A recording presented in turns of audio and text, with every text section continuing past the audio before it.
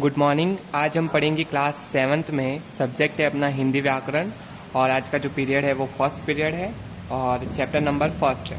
Okay, तो चलो start करते हैं। चैप्टर का नाम है भाषा और व्याकरण, जिसे अपन इंग्लिश में कहते हैं लैंग्वेज एंड ग्रामर। तो सबसे पहले आज अपन इसमें सीखेंगे भाषा क्या होता है, या फिर भाषा की परिभाषा सीखेंगे और भाषा के भेद को सीखेंगे। ओके, तो चलो स्टार्ट करते हैं। मनुष्य एक सामाजिक प्राणी है।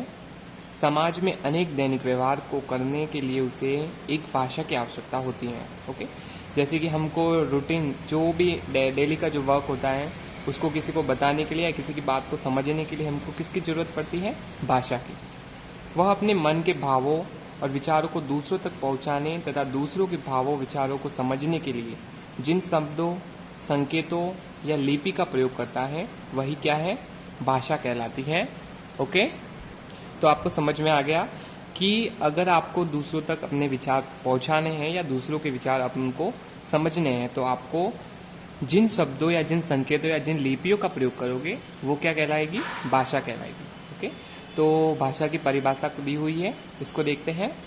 भाषा विचारों के आदान प्रदान का वह साधन है जिसे लिखने या बोलने के प्रयोग में लाया जाता है।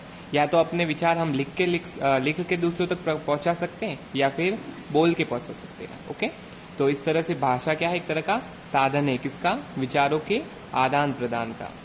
इसी तरह नेक्स्ट दिया हुआ है, भाषा सागर की लहरों की तरह सदा चलती बहती रहती है।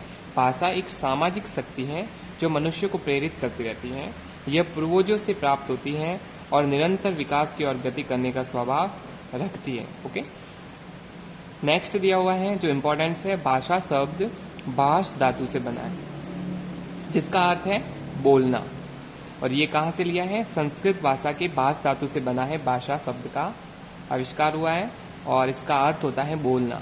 अतः जिन ध्वनियों को बोलकर मनुष्य अपनी बात कहता है उन्हें भाषा कहा जाता है। भाषा में ध्वनियाँ सार्थक होती है तथा समाज में उन ध्वनियों का एक निश्चित अर्थ होता है। ओके, इसी तरह आपको समझ में आ गया कि भाषा क्या होता है। भाषा एक तरह का विचारों को आदान प्रदान करने का साधन है जिसे हम लिखकर या बोलकर प्रयोग में लेते हैं। ओके, तो एक बार इसको वापस इसकी डेफिनेशन में आपको बता देता हूँ। भाषा वह साधन है जिसके द्वारा हम अपने विचारों को दूसरों तक पहुंचाते हैं या दूसरों के विचारों को हम स्वयं समझते हैं, इसे अपन भाषा कहते हैं।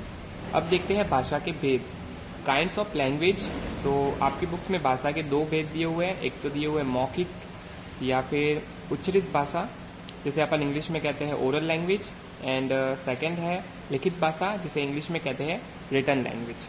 ओके, सबसे पहले लेते हैं मौखिक भाषा या ओरल लैंग्वेज। जब हम बोलकर या आपस में बातचीत द्वारा अपने विचार दूसरों के सामने प्रकट करते हैं तथा सुनकर दूसरों के विचार जानते हैं तो वह कौन सी भाषा कहलाती है? मौखिक भाषा कहलाती है। ओके, तो जैसे कि मैं आपको पढ़ा रहा हूँ तो मैं क्या कर रहा हूँ? बोल रहा हूँ और आप सुन रहे हैं, तो मेरे विचारों को आप तक पहुँच रहा है और आप उसको समझ रहे हैं, तो ये कौन सा लैंग्वेज है? ओरल लैंग्वेज है। ओके, तो इसमें क्या होता है? सुनना और बोलना दोनों किस में आता है? मौखिक भाषा। सेकंड है लिखित भाषा। जब हम लिखकर या लिखित रूप में संदेश देकर विचारों को दूसरों तक पहुंचाते हैं तथा किसी के दूसरों के लिखित संदेश को पढ़ते हैं तो वह भाषा का लिखित रूप कहलाता है। भाषा में ध्वनियों के स्थान पर वर्णों या अक्षरों का प्रयोग किया जाता है। ओके, जैसे कि हम ओरल लैंग्वेज यूज करते हैं तो हम ध्वनियों का यूज करते हैं, लेकिन जब रिटन लैंग्वेज यूज करते हैं या फिर लिखित भाषा यूज करते हैं तब अपन ध्वनियों की जगह पर क्या इस्तेमाल करते हैं? वर्ण या अक्षर। ओके, तो जैसे कि आप एक एग्जांपल में से बताता हूँ मैं। जैसे आप व्हाट्सएप पे मैसेज करते हो तो ये जो रूप है वो कौन सा है? भाषा का लिखित रूप है। इसी तरह जैसे दूसरा व्हाट्सएप वाले आगे वाला अपन आपको मैसेज वापस सेंड करता है, अपन उसको पढ़ते हैं, तो वो भी क्या है? एक तरह का भाषा का लिखित रूप है। याद रखिए, में देखते हैं विश्व में अनेक भाषाएं बोली जाती है, जैसे उर्दू, अंग्रेजी, अरबी, फारसी, जर्मन, फ्रेंच, जापानी, स्पेनिश, पुर्तगाली, रूसी, हिंदी आदि। विश्व में चीनी भाषा का प्रथम, अंग्रेजी भाषा का द्वितीय और हिंदी भाषा का तृतीय स्थान है। मतलब सबसे फर्स्ट, विश्व में सबसे फर्स्ट लैंग्वेज कौन सी है? चीनी। सेकंड नंबर पर है अंग्रेजी और थर्ड नंबर पर है जो अपनी हिंदी लैंग्वेज है। ओके, इसी तरह नेक्स्ट अपन आज की क्लास में बस यहाँ तक ही पढ़ रहे हैं। तो आज जो हमने पढ़ा है उससे रिलेटेड क्वेश्चन आंसर को देखते हैं। तो आज जो हमने पढ़ा है वहाँ तक एक ही क्वेश्चन बन रहा है, वो बन रहा है घ नंबर का।